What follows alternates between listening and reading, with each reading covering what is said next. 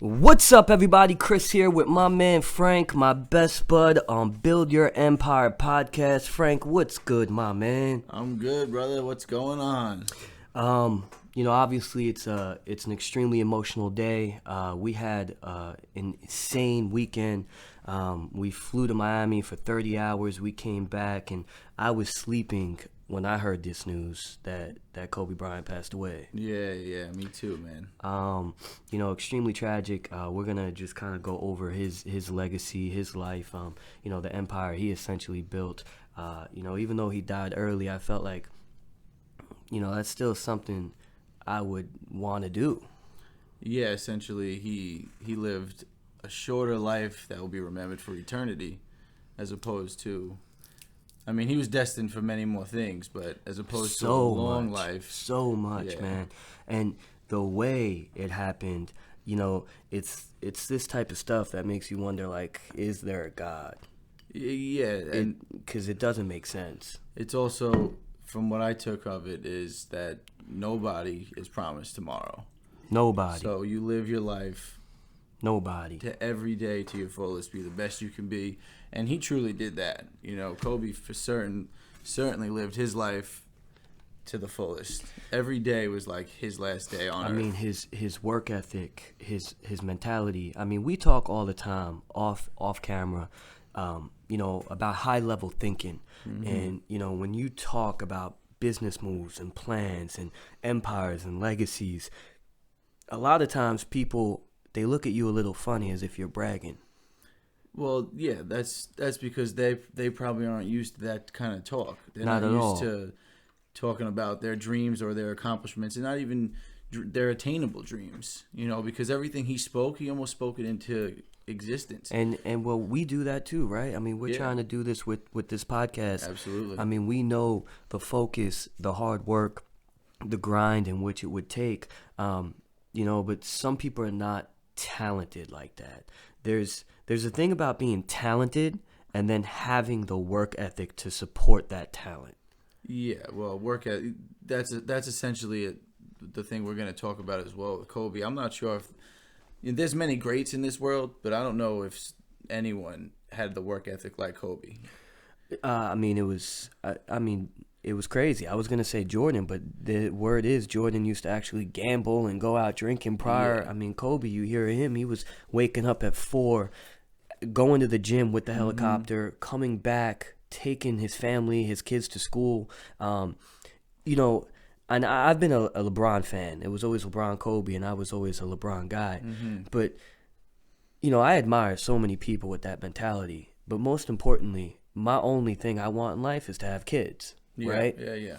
And then second would be to inspire the masses to show that they can do anything I could. Well, that's probably the one quality that he was shining in. He was And LeBron James does the same thing. Yeah, absolutely. So I think that's why it's hitting globally so hard, because when you're a benevolent, innocent person with that work ethic mentality and shine, it's different. Essentially, this was hit on such a deep level, deep. Globally deep level, and I think it's really because you can't capture and put into words the spirit of Kobe Bryant. The way he just moved, projected himself with his family, loved ones, friends, who he inspired. You can't replace that. That's a man or a human who gave his everything every day and was so passionate and was just caring and loving. I mean, seeing him every day with his daughter, or not every day, but he loved his family. Crazy. He loved his fans. Crazy. Yeah. It's funny because again, people ask me all the time, what's my legacy? And number one is to have a kid, and then the second sentence or thought I often would say is, I hope I'm here long enough to see it. Mm-hmm. Like, to have my dream. Yeah. Like, nothing else matters except that. But then when I say that, it's morbid, and then people would kind of be like, whoa, but you never know. You never know. And I think, when people experience or death, or when it's close to them, then in those moments, you kind of grasp life, where you're like, you say, I love you, Mom, I love you to your significant other, and you kind of just appreciate more. So if we can now do that forever, And I think that would just make us all different. So that's what's so sad is I know what I'm about to say. The two do not compare by any means. But I was thinking 9/11. Yeah, When 9/11 occurred, such an instant tragic moment. of course. But the love in the street, Oh yeah, the New York love that was going on. in everywhere, and I kind of felt that today, and it's so sad because on the internet, people would post they're gonna share their memories. They have this love and sadness and empathy, but then it goes away. Yeah, and essentially it goes away for people like us or someone who's not close with him. But you have to remember this just happened, so the family's going to be feeling this 100%. for I mean, forever, really. I think we all will, but like from a community standpoint, that love, that empathy feeling, I don't know. That's what you just said earlier. Why can't we hold on to that and embrace it and have that? And I try to, right? That's the change we're trying to make here. We're trying to show the people listening that you can do anything you want and be genuine, authentic, and have true passion and love in doing it, and then good things are gonna come. Absolutely, that mindset alone is gonna. But it is sad transcend. though. 100%. It's sad because it almost seems like these moments have to happen to keep some people in check, or not really in check, but to humble them or to really grasp reality. I was also thinking too, because we wanted to do an episode where we kind of tell the listeners and viewers on who we are, but I just thought, this is an important topic to discuss right now. Absolutely is. Then I thought, we're kind of building a media outlet, right? Yeah. So now we have a voice, and we have a responsibility and opportunity to converse to anyone listening and share our thoughts and our opinions, which are going to be listened to. Yeah. So it's so important for you and I to make sure what we say is accurate, clear, absolutely. Make sure it's kind and it conveys the right message, because that can be skewed, and that would be a problem. Yeah. Well, I think coming from both of us that's not going to be an issue, and of course, and loving even loving any sports and athletes kind of stuff. I mean, that hits you alone because he's one of the greatest, and really just an inspiring man in every aspect of life. It's incredible. And for us, that was our generation. We're 28, so Kobe Bryant, Tom Brady, Derek Jeter, like these we weren't really around for Michael Jordan. We were, but Magic Johnson, these were our guys. Yeah, even Magic Johnson, he's like, we just lost the greatest Laker to ever exist. Of course. Yes, he was close with every. But still, I mean, he won an Oscar. Like that his first year retired. Like 2018, incredible. Well, he released that movie, the animated movie. Yeah, beautiful. It was Dear Basketball. Yeah. Yeah, and I mean, his mind was far superior than majority. Yeah, and it's crazy how far from basketball it was. He was thinking way beyond basketball. I mean, I heard him say it. Well, if you listen to his interviews, the wisdom, you can learn decades of knowledge just from listening to the wisdom. But he said, and I remember this, the next 20 years has to be greater than the last 20 years, which you were one of the best basketball players of all time. So to even have that mindset was absolutely incredible. Yeah, and this was said in one of his interviews, and I forget who he was talking to, but they said, Kobe, you're in retirement, man. Why don't you take it easy? Why don't you relax? No. And he's like, you don't rest in the middle. There's time for rest in the end, and and he truly meant that, because 41 is the middle of your life. Yeah, that is the start of the middle of your life. I was just watching Tracy McGrady, so I'm an Orlando Magic fan, and Tracy McGrady was my favorite player, which is why I'm a Magic fan. And I was just telling you how I kind of lost my virginity watching the 2009 finals while Kobe was tearing us up. And I was upset. and that was like a memory I had when this happened. But Tracy McGrady was saying how Kobe told him he wants to die young to be immortalized forever. Like, that is some crazy shit. That's some thinking right there. That's insane. So, first off, let's cheer this one off. Nice glass of peach Ciroc while I tell this story, because this story, everyone who knows this story makes fun of me, and it is truly a funny story. So I, in a way, met Kobe Bryant. Yeah. You told me this. So yes, absolutely. I used to work at Yelp, and me and my buddy Rich at the time, we went to go get lunch. Right above Yelp, apparently, is a huge talent agency. Mm-hmm. I didn't know that at the time. So me and Rich, we go get lunch, and the elevator doors open. And I'm like, are we going to go in there? And he just looks at me and he goes, Chris, shut up. All right. The next elevator door opens. I'm like, Rich, the elevator, we're going in? He goes, Chris, just follow me. Now I follow him, and we go in the elevator. And it was me, him, and 3 other people. And I'm standing next to this guy, and I'm like, wow, this guy really looks like Kobe Bryant.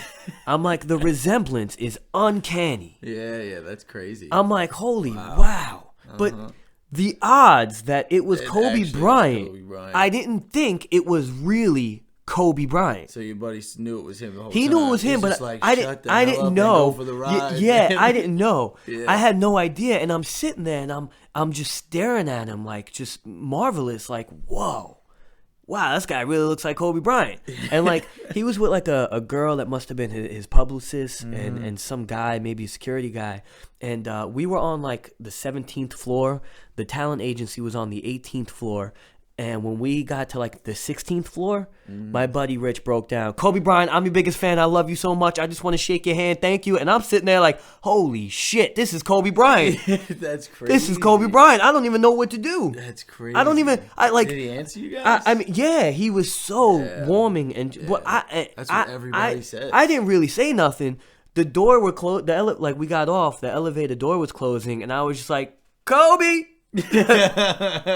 Like I didn't shake his hand because I didn't even know it was Kobe Bryant. And everyone who I tell this story to, they make fun of me hard because they're like, how do you not know it's Kobe Bryant? He's like a 6'7", like icon. Yeah. And I'm just like, look, man, a lot of people I guess are 6'7", and I thought it looked like Kobe Bryant. I wasn't technically wrong.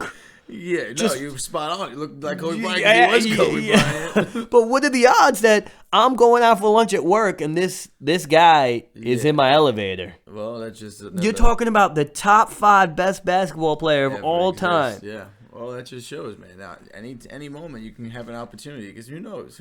You know, a conversation with Kobe Bryant, man. He is a real inspiring, like, gentle giant, man. He reaches out to so many people just to wish like health and wealth, to kind of cheer them up, inspire them.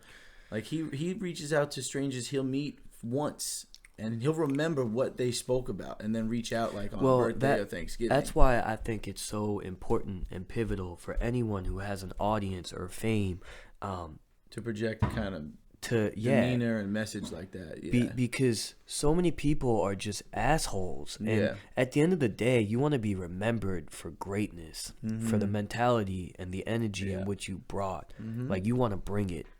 I mean, he was getting me motivated, saying he gets up 4 a.m. I'm like, why can't I do that? I was actually listening to, because listened to a bunch of his interviews ever since Sunday morning, and he said he wakes up 4 a.m, goes to the gym at 5.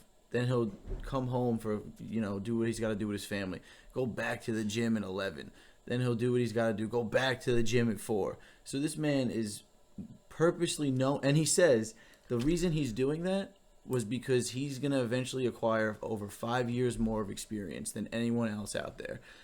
By the practice. Time, yeah. Well, that's how no matter what, they'll never be able to catch up to him. That's how every CEO thinks. Yeah. That's how every businessman thinks. That's how every great LeBron does the same thing. Yeah. It's when you're on that level of greatness, that's what you do. That's how you get it. Yeah. And like, it's weird because like I know that. And I work, I would say 95% of harder than most of my followers or who, like most people I know. Yeah, yeah. I know that. It's nowhere near enough. Yeah. I mean, you're talking 16, 17-hour days that of straight hustling and grinding, and then you literally going to sleep to wake up to do it again. Which is, see, that's where though people listening, that's where you have to find the love and the obsession. Oh yeah, because then you're essentially not working a day in your life. You're waking up with passion. You're waking up like, yeah, what can we do to make this empire better than it was yesterday? But also people need to find what they love to then create their platform to then communicate. Well, essentially for that means you need to be true to yourself, and a lot of people 100%. are not. They're not. So, but if you're not, who's fake that has love at scale? Who's fake that has love at scale? Oh, you're at exactly. Yeah. So the reason why people are giving us love and why, you know, people message us, say we have a good connection, we have good voices, like we're doing something here. A lot of it is because they see the authenticity. And they're going to see that continue to grow and grow. Absolutely. And the craft is the podcast. Yeah, absolutely. Which then gives us the voice. And then it's going to grow and grow. For him, it's basketball. For, you know, someone I was speaking to earlier, it's her being a hairstylist. Yeah. You know, it's medical. Someone being a nurse, a doctor. You know, that find what you love, master it, and then share that value as well as the kindness in the heart. Yeah. I mean, and Kobe was a perfect example of that because the moment even before he retired, but the moment he retired, basketball was done. Yeah, basketball was done, and in a way, it was playing. It was done, but he wanted to pass that knowledge to everyone. He wanted everyone to know what it took to be Kobe. Like he truly wanted to see everyone do great. That was just such. Not a many beautiful people thing are like about that him. either. Yeah, and all the great ones are also like that. They don't take the knowledge and the wisdom that they have and hold it to themselves. They spread it. Yeah. You have to. Yeah, because they know that that's what got them where they are. The love for what they do, the kindness that you bring to everyone. Because then now you're networking and everyone loves you and you're spreading love with them. It all works out that way. You know what it is though? It's greed. Because people think that if you share what you know, someone can take it and then surpass you. And at the end of the day, who cares if they pass you or not? Now, if you work like Kobe, they ain't gonna pass you. I mean, but yeah, who cares if they pass you? If you keep going. Look, even though you work like that and you have that mentality, there's still so many dominoes that have to play in your favor. I mean, we could do this for years and may never level up. Yeah. Or we may level up next week. But our life is still awesome. We can still communicate to new people. Absolutely. We could spread good messages. I mean, it was just crazy because we had such a crazy weekend. Yeah. I mean, been traveling a lot, enjoying life, what it has to offer. And that was and we truly had a great January. 2020 has been a great. We're killing it. We're killing it, and no one else. They're in a dark state of mind. Yeah, you see it everywhere, and we're killing it. You just got to appreciate life because you just don't know when it's over. And like, you know, I'm in a sales job. I work sales. I have to hit numbers, and you know, you can get written up and lose your job in a second. And I've been panicking, and you know, it's scary, right? Because like I want to do well, and I know how good I am. And today, I was working real hard, but like I didn't even care. Yeah, because of the events that transpired. Yeah. Like if God forbid they don't see the value in me and let me go, like I'm gonna have a Kobe Bryant mentality and go elsewhere. Yeah, absolutely. I remember when I got fired from Yelp. I got fired for, it was just a funny story, but I looked at the VP in his eyes and I literally told him, like, I am LeBron James and I will take my talents elsewhere. And that's the mentality and confidence you need to have to conquer your goals, man. Yeah, essentially, it comes down to as well, like the Black Mamba mentality. He, of course, had fears, but that he learned how to subliminate them and kind of reconstitute them into this drive. We all have fear. I mean, we had fears doing this, right? And now look, we're on episode 6 and we're getting more and more comfortable. I would think we're getting better. I mean, we definitely need to put more work into it. But we didn't know. I mean, there's fear and doubt when you put a post up of a clip of us talking. Yeah. Well, you know, it's awkward. It's uncomfortable. Well, that comes down to everything we say multiple times here. Who cares? Who cares? It doesn't matter. It doesn't matter what anyone thinks of you. Doesn't matter. You know, it truly doesn't. And one of like my favorite Kobe quotes, or really it was kind of something he was just saying in a interview. You have to learn to love the hate. You need to embrace it. You need to enjoy it because really you earned it. You know, everybody has a right to an opinion, and everyone should have an opinion about you. And haters is a good problem to have. So it is, but I mean, and it's different for him because he was in opposition of a sport. But haters in general, it's sad because you see the true hate in their heart, in which they don't see the true love in yours. Yeah, but essentially they're hating you because you're doing great things. They don't hate. People don't hate on mediocrity, or they don't hate on good. They hate on the great ones. They hate on people who are moving. And that's just because of the negative aura that they want to transpire. Man, people are always interested when you're doing something. And that's why the internet sucks, because I could get us totally perceived in a different dynamic. But we are still us. Yeah, no, absolutely. I mean, you have to stay true to yourself. And it's sad that then we're you going can to be put on a change. game forever, so it wouldn't Never. make any sense. No, we're going to be us. Yeah. That's it. And that's why I say when anyone who wants to do social media or do something by the internet, people I think would rather see you cry upset with your girlfriend on camera than you posting a vacation with a girl you don't like. Yeah. Does that make sense? Well, that's essentially what social media is. They just... Yeah, but people love when people are genuine. And authenticity, absolutely. That's number one sell, is being authentic. Well, yeah, that's such a huge tactic because then now you're building that relationship with someone, and you don't have to lie. You don't have to front. And if someone gains your trust, and I know this is like unrelated towards really the Kobe Bryant topic, but if you can gain someone's trust, then it's so much more easier to kind of... It's just sad because so many people are broken that as real as you are, I mean, we go about it with women. You know, we talk to women and we try to be really, really honest, and they probably have had bad experiences in the past in which... Everyone has, yeah. Yeah, but it's sad, man. No, absolutely. Today was a fucked up day. I mean, waking up after landing, like re-waking up, that was tragic. That was... I literally was in bed for hours, tearing and crying, looking at all these... Because there was thousands of people trying to share their moments with Kobe.